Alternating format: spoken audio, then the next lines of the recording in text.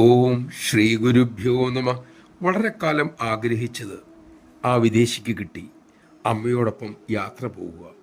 പക്ഷെ യാത്രക്കിടയിൽ അദ്ദേഹത്തിൻ്റെ കാലൊന്നും മടങ്ങി. എല്ലുകൾക്ക് നേർത്ത പൊട്ടലും ഉണ്ടായി. ശരീരവും മനസ്സും ഒരുപോലെ നൊന്തു. ഇനി അമ്മയുടെ കൂടെ എങ്ങനെ പോകും?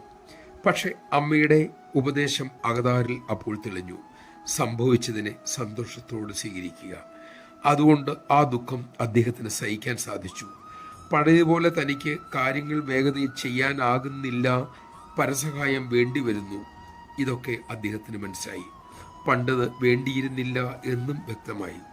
അപ്പോഴാണ് ഇത്രയും കാലം ഈശ്വരൻ തനിക്ക് നൽകിയ മഹാഭാഗ്യത്തെ അദ്ദേഹം നന്ദിപൂർവ്വം ഓർത്തത്. തൻ്റെ ക്ലേശങ്ങളിൽ നിന്നും മറ്റുള്ളവരുടെ ക്ലേശവും മനോനിലയും എന്തെന്നറിയുവാനും അദ്ദേഹത്തിന് കഴിഞ്ഞു.